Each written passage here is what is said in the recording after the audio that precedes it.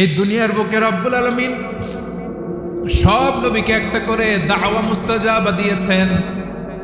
মানে যে দোয়া করলে কবুল হয়ে যায় সাথে সাথেই। দাও বিহা, দুনিয়ার সব নবীরা ওই দোয়াটা দুনিয়ায় করে ফেলেছে।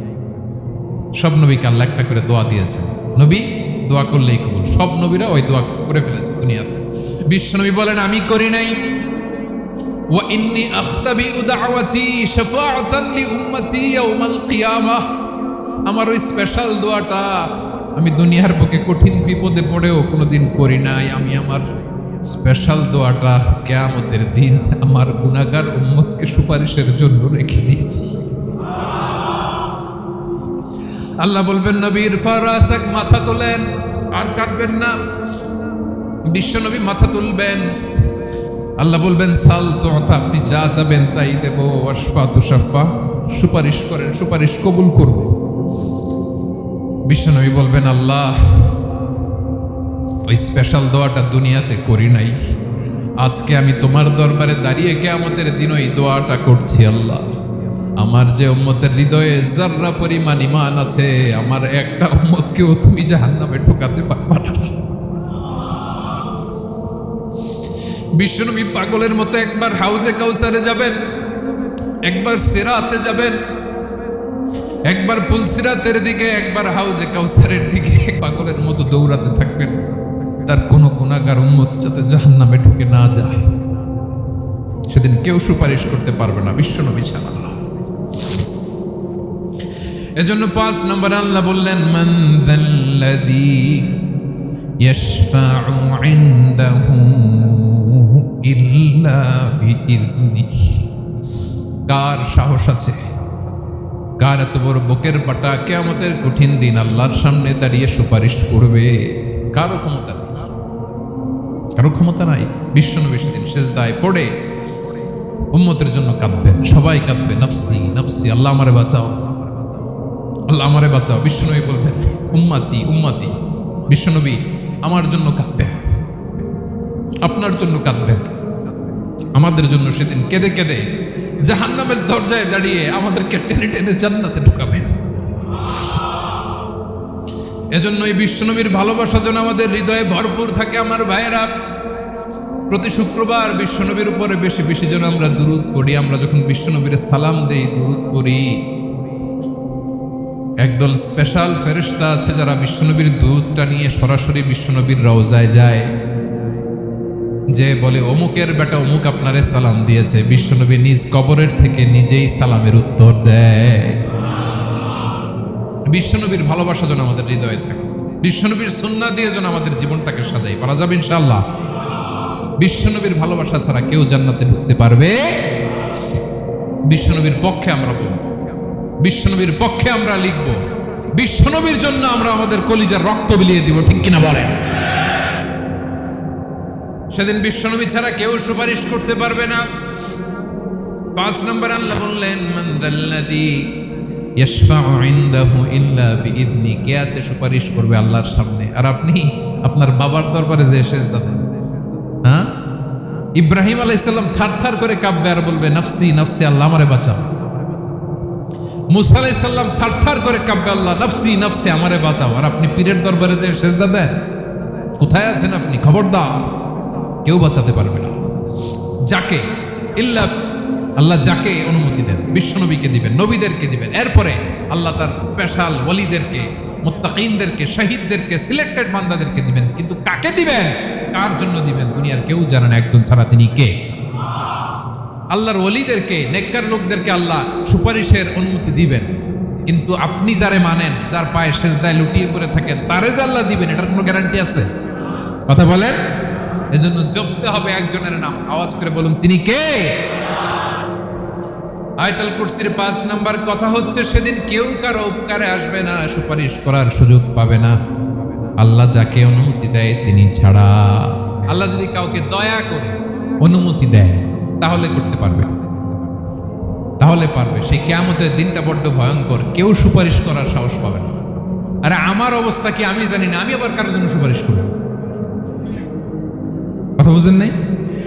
আমার কি হবে আমি জানি, তা আমি আরেকজনকে নিয়ে টেনশন করার সুযোগ কোথায়? ইয়া নাফসি ইয়া নাফসি, আল্লাহ আমারে বাঁচাও, আমারে বাঁচাও, আমারে বাঁচাও।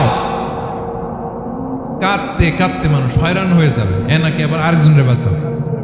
বিশ্বনবী বলেন, বিশ্বনবী একবার ছাগলের রান খাচ্ছিলেন, রান খেতে খেতে বিশ্বনবী বলেন, আনা সাইয়্যিদুন নাসি ইয়াউমাল কিয়ামা, আমি কিয়ামতের দিন সর্বশ্রেষ্ঠ হব, মানুষের মধ্যে সর্বশ্রেষ্ঠ সেরা আমি বিশ্বনবী। আলহামদুলিল্লাহ বলেন।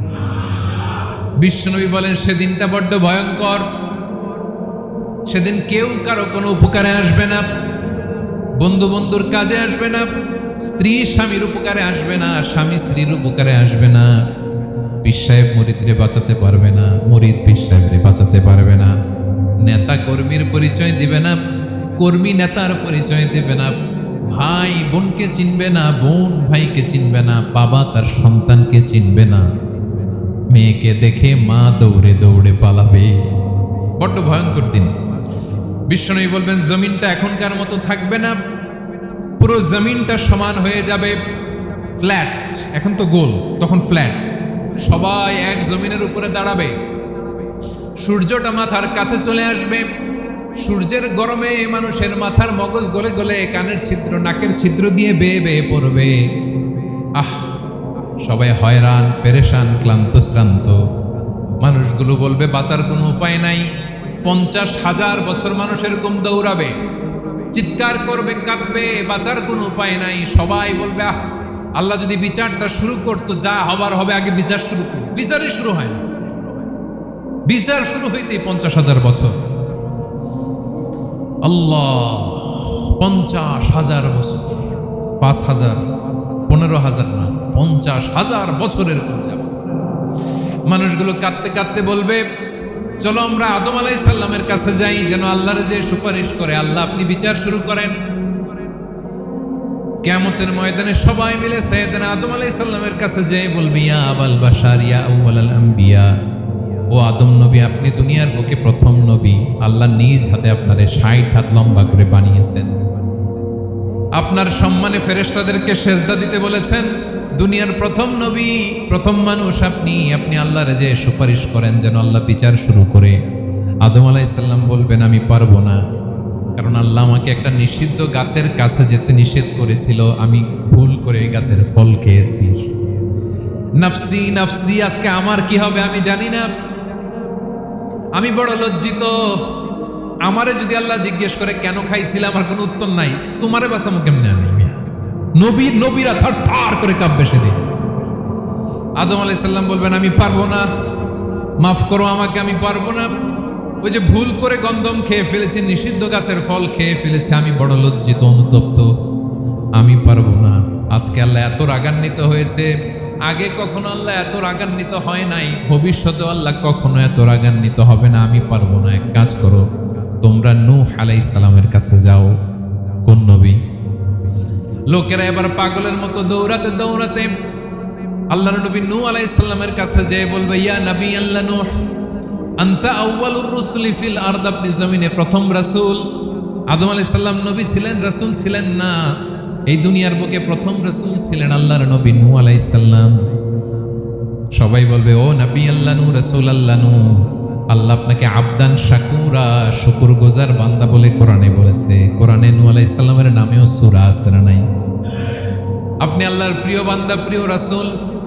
দেখেন আমাদের কি দশা, ঘামতে ঘামতে শেষ, জমিনটা তামার জমিন, সূর্যটা মাথার কাছে, কি করবো আর পারি না, ঘামতে ঘামতে আর কত ঘামবো, কত দাঁড়িয়ে থাকবো। আল্লাহরে যে বলেন বিচার যেন শুরু করে। নূহ আলাইহিস সালাম বলবেন, আমিও পারবো না, আমিও পারবো না, আমি আমার ছেলের জন্য কথা বলে ভুল করে ফেলছি। যখন মহাপ্লাবন হবে আমি বললাম, আল্লাহ আমার কলিজার টুকরা সন্তান রে বাঁচান। আল্লাহ বললেন, ও নূহ, সে তোমার সন্তান না, কারণ সে ঈমান আনে নাই, সে পাহাড়ের উপর দাঁড়িয়েছে, দেখি কেমনে সে বাঁচে। ওই যে আমি একটা না বুঝে আবদার করেছি, আল্লাহ আমার উপর রেগে গিয়েছিলেন। আজকে আল্লাহ ওই ব্যাপারে যদি আমারে প্রশ্ন করে, আমার কোনো জবাব নাই, আমি পারবো না, মাফ করো। তোমরা সবাই মিলে আল্লাহর খালিল ইব্রাহিম আলাইহিস সালামের কাছে যাও।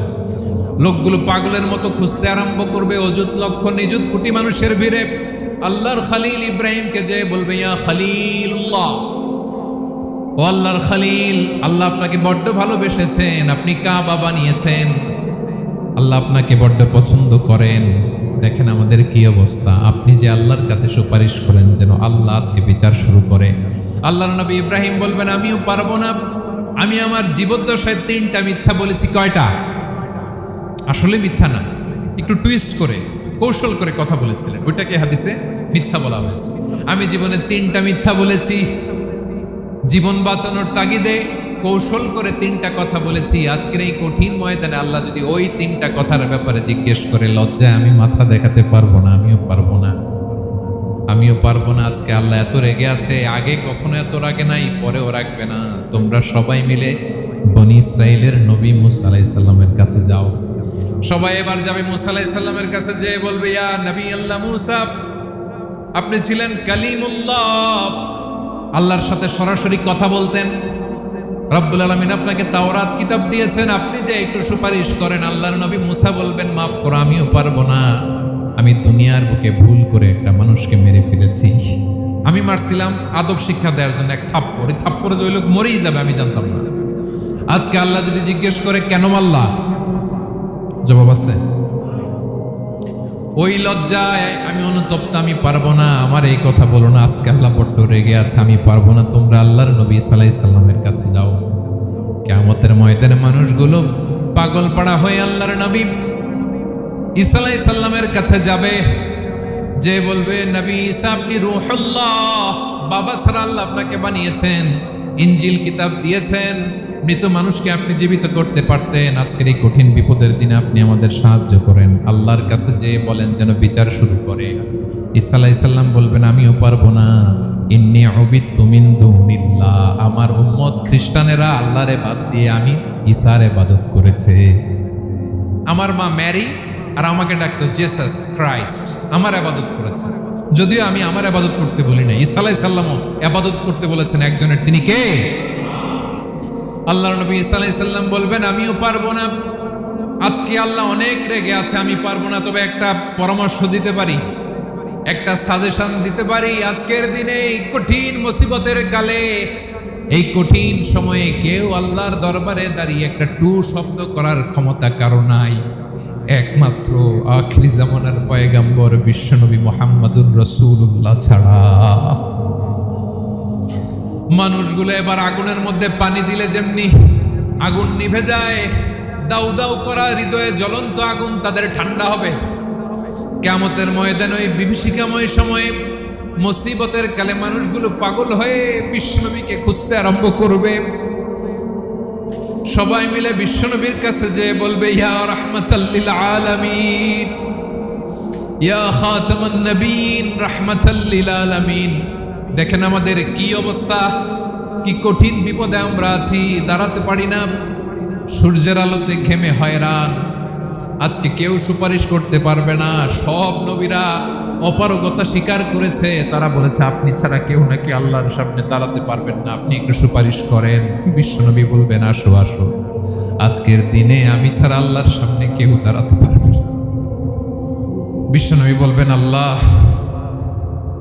ওই স্পেশাল দোয়াটা দুনিয়াতে করি নাই, আজকে আমি তোমার দরবারে দাঁড়িয়ে কিয়ামতের দিন ওই দোয়াটা করছি। আল্লাহ, আমার যে উম্মতের হৃদয়ে যাররা পরিমাণ ঈমান আছে, আমার একটা উম্মতকেও তুমি জাহান্নামে ঢোকাতে পারবা না। বিশ্বনবী পাগলের মতো একবার হাউজে কাউসারে যাবেন, একবার সিরাতে যাবেন, একবার পুলসিরাতের দিকে, একবার হাউজে কাউসারের দিকে পাগলের মতো দৌড়াতে থাকবেন। তার কোনো গুনাহগার উম্মত যাতে জাহান্নামে ঢুকে না যায়। সেদিন কেউ সুপারিশ করতে পারবে না বিশ্বনবী ছাড়া, কারো ক্ষমতা নাই। বিশ্বনবী সেদিন সেজদায় পড়ে উম্মতের জন্য কাঁদবেন, সবাই কাঁদবে নফসি নফসি, আল্লাহ আমারে বাঁচাও, আল্লাহ আমারে বাঁচাও। বিশ্বনবী বলবেন উম্মতি উম্মতি। বিশ্বনবী আমার জন্য কাঁদবেন, আপনার জন্য কাঁদবেন, আমাদের জন্য সেদিন কেঁদে কেঁদে জাহান্নামের দরজায় দাঁড়িয়ে আমাদেরকে টেনে টেনে জান্নাতে ঢুকাবেন। এজন্য এই বিশ্বনবীর ভালোবাসা যেন আমাদের হৃদয়ে ভরপুর থাকে। আমার ভাইয়েরা, প্রতি শুক্রবার বিশ্বনবীর উপরে বেশি বেশি যেন আমরা দুরূদ পড়ি। আমরা যখন বিশ্বনবীর সালাম দেই, দুরূদ পড়ি, এক একদল স্পেশাল ফেরেশতা আছে যারা বিশ্বনবীর দুধটা নিয়ে সরাসরি বিশ্বনবীর রওজায় যায়, যে বলে অমুকের বেটা অমুক আপনারে সালাম দিয়েছে। বিশ্বনবী নিজ কবরের থেকে নিজেই সালামের উত্তর দেয়।